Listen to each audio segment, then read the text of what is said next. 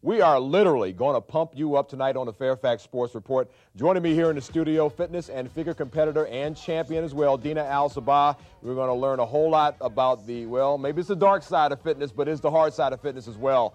A whole lot more stuff like that as well coming up right here on the Fairfax Sports Report.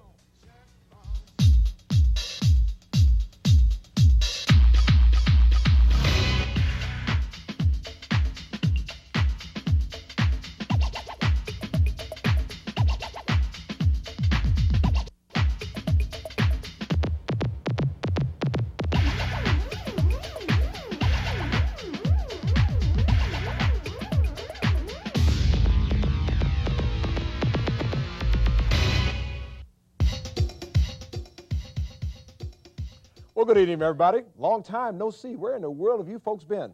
Well, I guess, we're back together. Let's not even worry about that right now. Welcome to the Fairfax Sports Report. I'm your humble host, Nate Lewis, and, of course, we'll be talking fitness in just a little while with Dina Al-Sabah, fitness and figure competitor. If you hear that, if you listen real carefully, tick-tock, tick-tock. That's the time bomb, meaning football is just around the corner, and you want to tune in right here, August 29th for our big football preview right here on the Fairfax Sports Report. It's just going to be footballs flying all over the place right now as well, all right? So you be sure to tune in. That's August 29th right here on your favorite TV station, Channel 10. Dina Al-Sabah, ladies and gentlemen, is, as I was trying to tell the guys off the air as we were getting ready to go on, it's much like she's having a run much like the Denver Broncos were back when they were winning Super Bowls as far as fitness and figure competitions go. She's right here locally in the Washington, D.C. area. And before we go down the competitions that she has won and have competed in, we're going to find out a little bit about her right now, Dina. So tell us basically where to start. Right at the very beginning, I guess. Absolutely. Well, basically, since I've chatted with you a little bit before, I think you know a little bit about it. I've always been involved in sports and fitness activities. Mm-hmm. I started out early on as a child, horseback riding, then moved on to track and field throughout high school, was captain of the track team, kept up with the horseback riding, competed nationally in Morocco as well as in England. And then finally when I came here for college, didn't have much to do, so I just started looking into the gym as a means to stay fit. Mm-hmm. And at that time I had no idea what I was doing. I just went in, lifted a couple of weights, ran a little bit and left. I wasn't looking at my nutrition, and leafing through a couple of the fitness magazines, I just started getting interested in having that type of physique. So I started reading up on it, learning more about nutrition, decided that it was something that it was a look I could definitely achieve. So that's where it all started. I don't know if this is politically correct, but were you a tomboy as a child?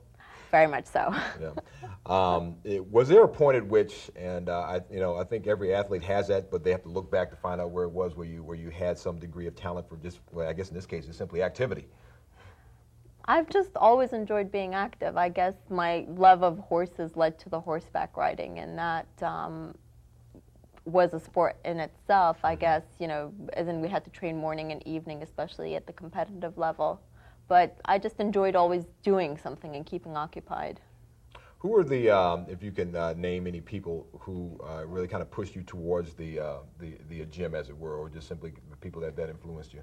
I wouldn't say anyone in particular pushed me towards the gym. I think my family sees me as an oddity. They don't understand the whole fitness figure competition thing. Mm-hmm. So I just pretty much did it on my own. It was just seeing the beautiful fitness girls in those magazines, seeing the talent out there, seeing how wonderful their performances were in the routines just made me want to give it a shot. Were you, when you started training, when you actually started going to the gym, and particularly with the weight training part of it, I know that a lot of athletes I've talked to, they say, gosh, if I knew this about training, back then I wouldn't have made the quote-unquote mistakes that I made there. What kind of mistakes did you make, and as you matured as an athlete? Well, I guess initially starting out, I think I made the mistake that most women do, and that's, not really work your arms and just do things for your legs, and with the misconception that, oh yes, they're going to get toned and tight and not worry about your arms. And I guess with hindsight, I wish I had paid more attention to my diet. I wish I could have started earlier on, but, I'm here right now, so. Obviously, you corrected those mistakes as well. You mentioned that you were influenced somewhat by the fitness magazines, and that really does, or has been, driving the industry, as it were. Who are some of the people in particular? I mean, as you know, some of the quote-unquote fitness bodybuilding stars that you would consider role models. Well, definitely Monica Brown, who's been a wonderful role model for many, many fitness competitors. And I would say currently Jenny Hendershot, who is an up-and-coming fitness pro, has amazing routines and very energetic. She's the type of person who you do not want to get off the stage. You just see her perform and you want to have her keep on going and going and going. Absolutely incredible athlete. Take us back again, and again, you know, we're trying to help out folks who may be thinking about, you know, I'm sure you're going to be inspiring a few people to run to gyms, you know, in no time at all. But take us back to that first day. I know that as a personal trainer, taking people into the weight room for the first time can be very intimidating and maybe shocking to people. But take us back to that first time you actually, you know, looked at I don't know whether it was a weight rack or Sure. dumbbells, and you know, what was your reaction? I would say the first time that I went to a gym was in London, and it was the time where I used to wear the little, you know, spandex shorts with the leotard on top. You're a maniac, okay.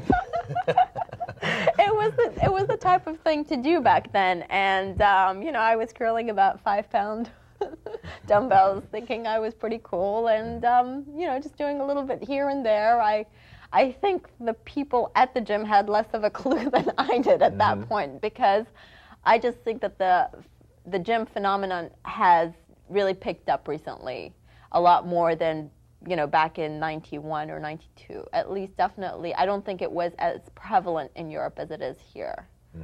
So I think there are less people going to the gym back there.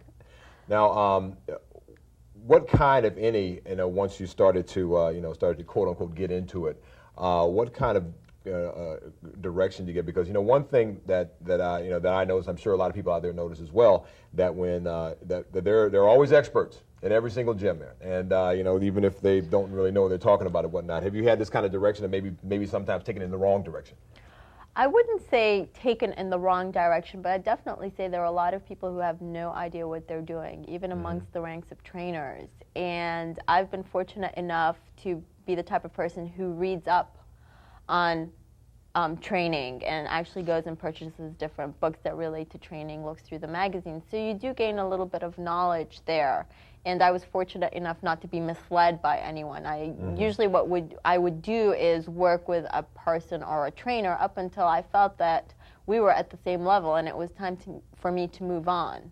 And that's just happened a couple of times. Right. Now, take us through what a typical workout day or routine would be for you. Well, it varies. So right now, since I'm about ready to start getting in contest training for my up-and-coming show, I'll give you that type of routine. I have a 5-day split, so that means I work a body part or possibly 2 body parts once a week. So I'll start with legs, then I'll move on to back. So the legs will be Monday, back will be Tuesday, Wednesday will be shoulders, Thursday will be triceps, biceps, and Friday will be chest, as well as a little bit of legs. And what I mean by leg workouts, I go very light on the weights, not too heavy. I do a lot of plyometrics to sculpt and shape.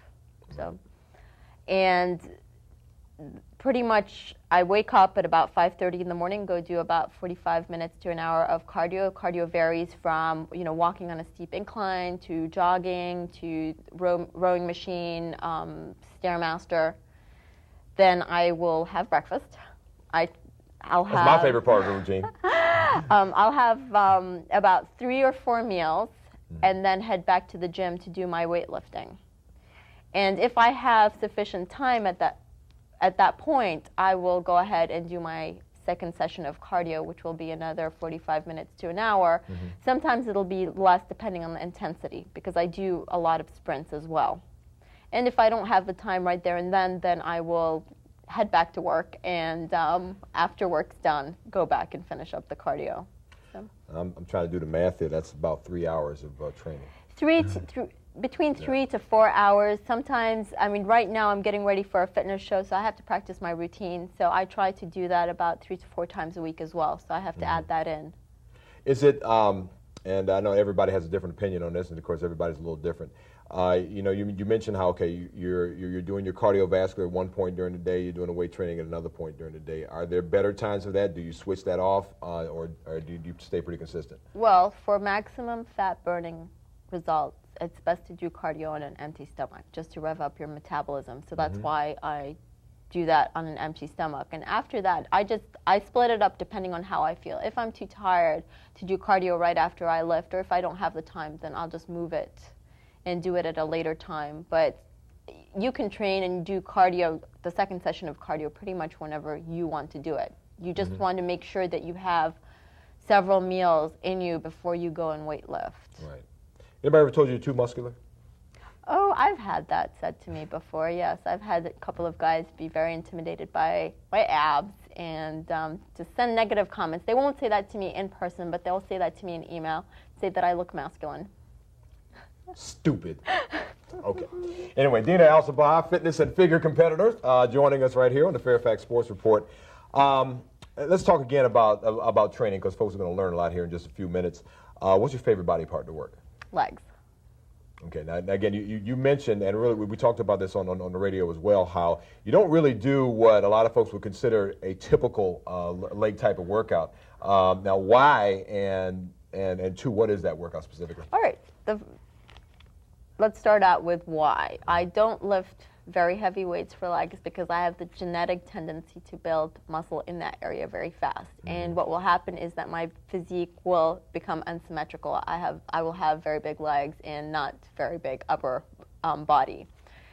So my normal workout, which changes again every week, my trainer Mike Davies sends different workouts for each and every day of the week. I haven't had the same workout since February, I guess. So for legs, what I'll do is keep my reps high, anywhere between 15 to 20 reps per set, 3 to 4 sets. I will do leg extensions, but I'll do it at about 60 pounds, which is a fairly lightweight for me. I will do leg curls, and I'll go heavier. I'll go at about 70 pounds. But most of my intense training is the plyometrics, jumping, tuck jumps, jumping on and off of a box, squat jumps, jumping lunges, walking lunges, more fast movements to shape and tone. What kind of volume of work are we talking in the plyometrics here? Because, I mean, basically that's fast twitch muscle fiber development, but, I mean, what are we talking about? Like for instance, without giving away any secrets, of course, how many squat jumps? I mean, what kind of rest do you take? Well, I actually do it depending on time. So I'll do, between 10 to 15 minutes of plyos. Sometimes it'll be 30 reps of something. Then I'll take, a 15-second break, 20-second break, recover, and go again. 4 sets, 3 sets sometimes. This might be a hard question to answer, but for those folks again who may not be, well, obviously most of the people watching are not very familiar with this, with what it really feels like to train like that. I mean, you've been doing it for a long time, but let's say if a novice goes out there, and somebody who hasn't trained before and tries to do your routine, well, keep 911 on the speed dial. All right, but I mean, really, what does it feel like when you're pushing yourself, and what does it feel like when you may be going over the edge a bit? Well, it's exhilarating to know that you're pushing yourself and to know that you're going to have results. And it's tough. It's a very tough workout. And plyometrics is something that I would not recommend to the beginner because you definitely have to have strong ligaments and tendons to do that type of exercise. And it's very jarring to your body. So it could have effect on your joints as well. How do you deal with soreness? Just deal with it. Drink a lot of water, stretch, and that's pretty much it. I don't take Advil. I mean, there are some people who take Advil or anti-inflammatory, but I don't do that. I mean, when I know I'm sore, I know that I've worked that body part the way it should have been worked. What was your first show? And how did you feel? My first show ever was as a bodybuilder, a lightweight bodybuilder, and I came in second in the women's novice class, which was great. And obviously now with the fitness and figure, we're going to get into that. That the preparation is obviously a whole lot different there. But what are the similarities? Well, the preparation is not that much different in that you have to diet. Maybe the diet is not as intense. You still have to do your cardio, and you still have to train. The I mean, the only difference is that as a bodybuilder, you definitely have to have a lot more definition and striation, whereas in fitness and figure, they're just looking for separation and definition and muscularity, but not excessive muscularity or extreme muscularity. They definitely want the female physique. They want to see a waist.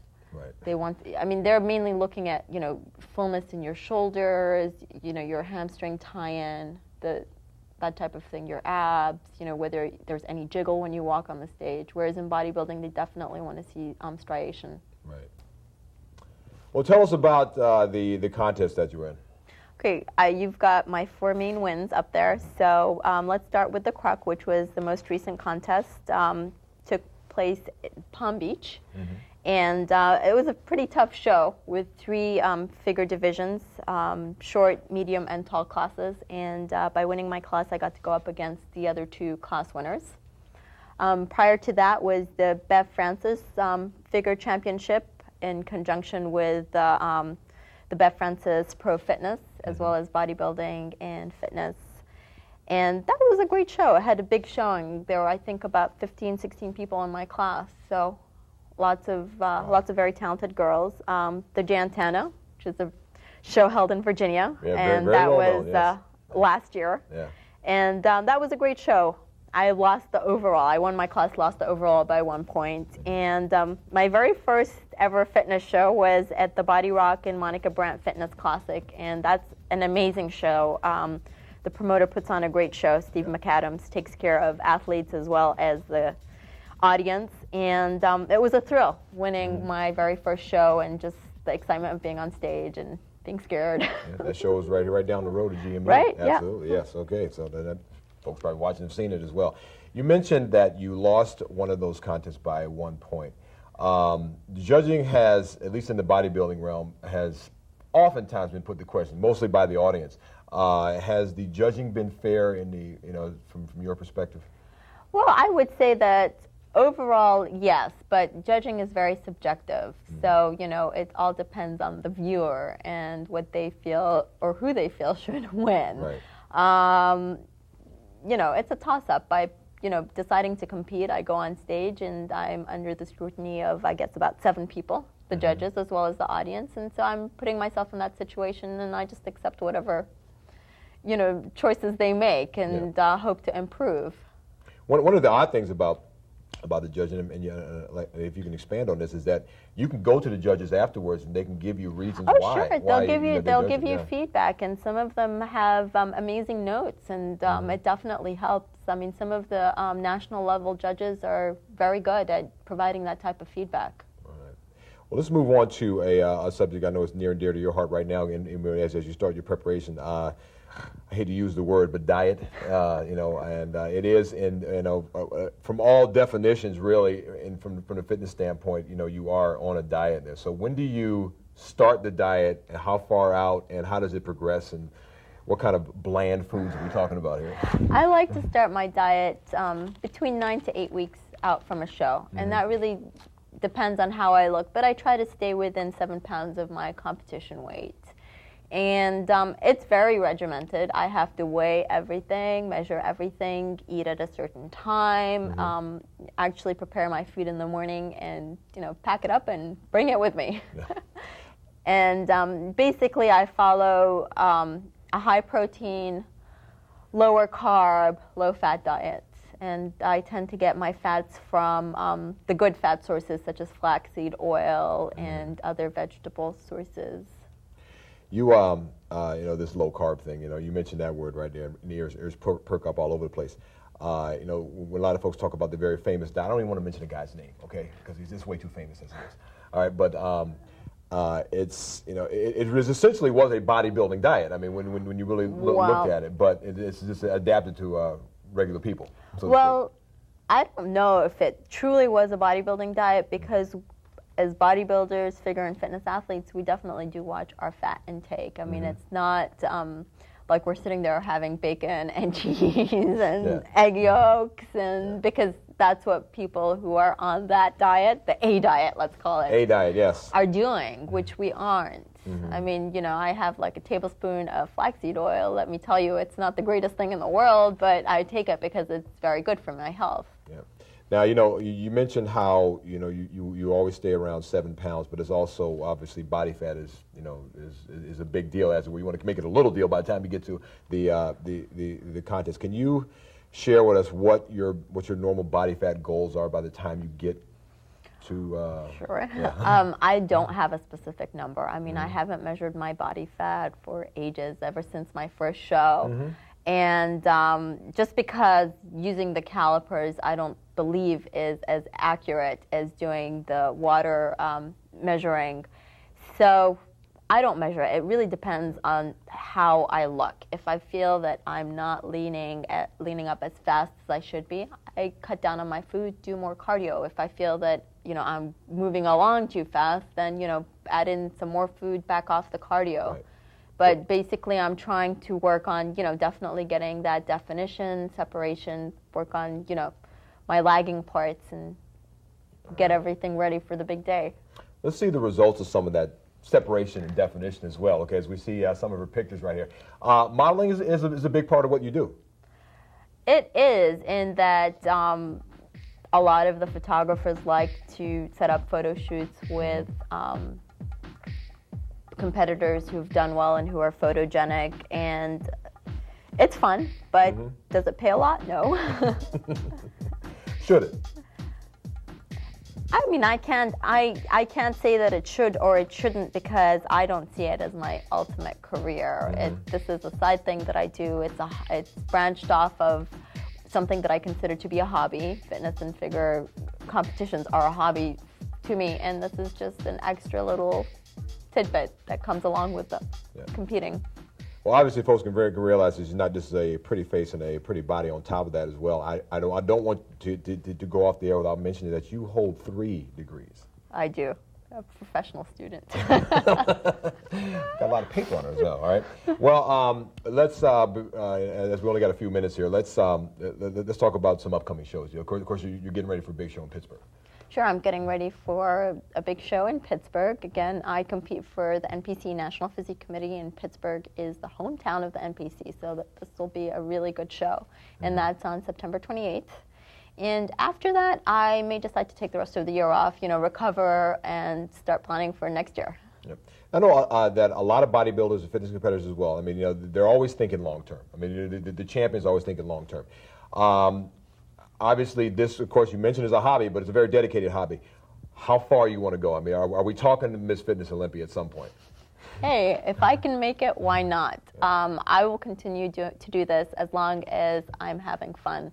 Once it becomes boring, once it becomes tedious, it will be time for me to stop, because I won't be able to pour my heart into the training, or I won't have the dedication necessary to do well. But as long as it's fun, I'm in for the ride.